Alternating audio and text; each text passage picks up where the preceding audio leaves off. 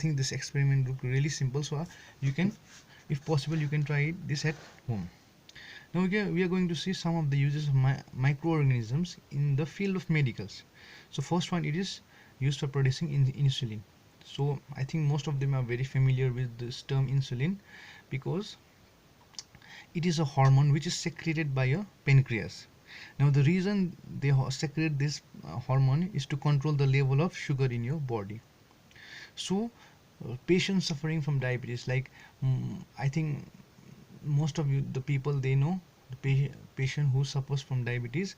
So what will happen, their pancreas get is not functioning properly. That's why insulin is not produced in their body. So once it's not produced, the level of sugar is not maintained in the body.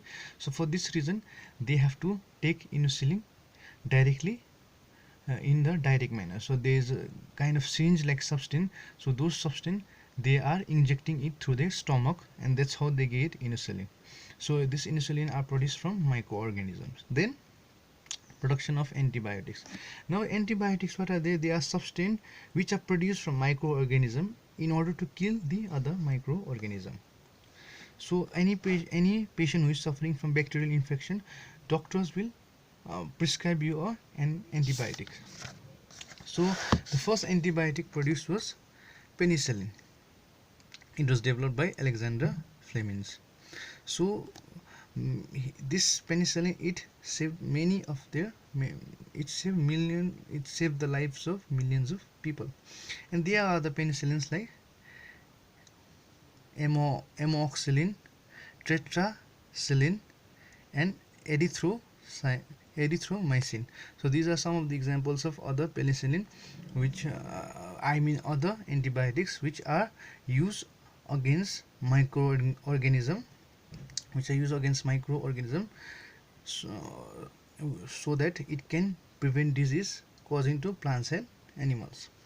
Now here are some precautions taken while using antibiotics. We will be seeing, like, antibiotics should always be used under the advice of doctor.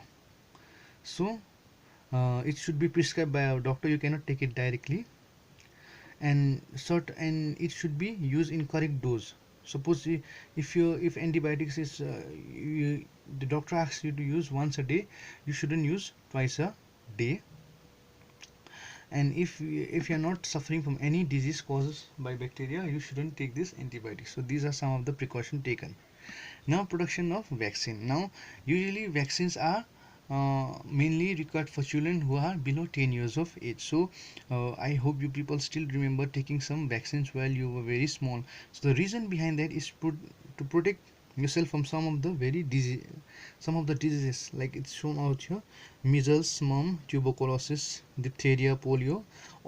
These are some of the diseases which are very much prone to children who are of very young age. So in order to protect the children, these vaccines are produced. So these are usually taken below the age of 10. So the reason what's behind this vaccine is in order to get the antibodies.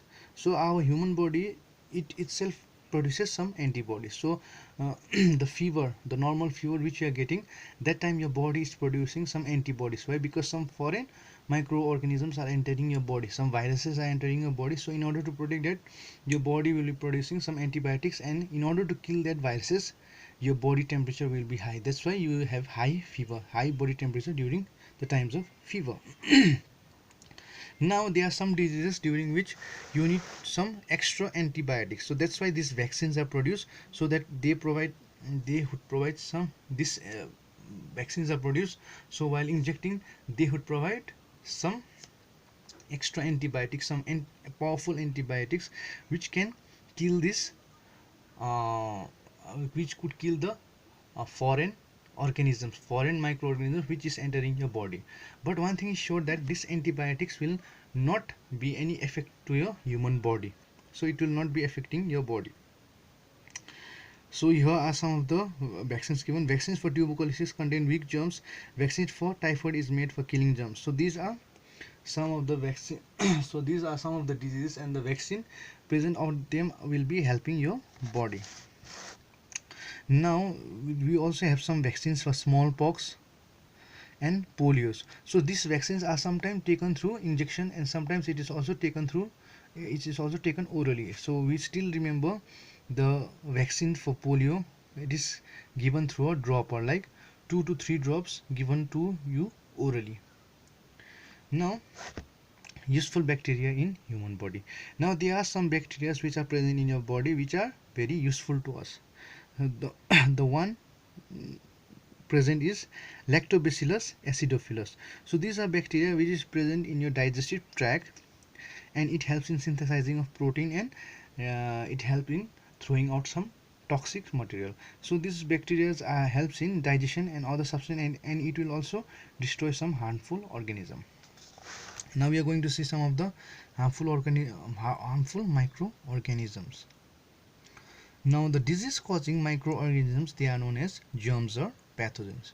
So one which causes disease to your body are known as your germs and pathogens. So these diseases are usually communicable. So they can be transformed from one person to another. It can be, now there are various modes of transmission. We will see that. First one is spread of infectious disease through airborne. So usually this is the very easiest mode for the transfers of microorganism.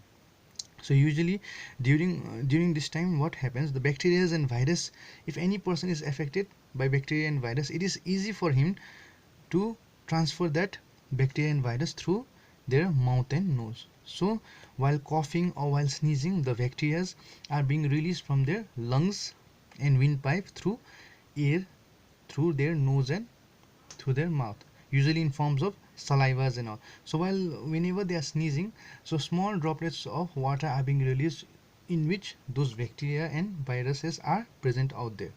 So if any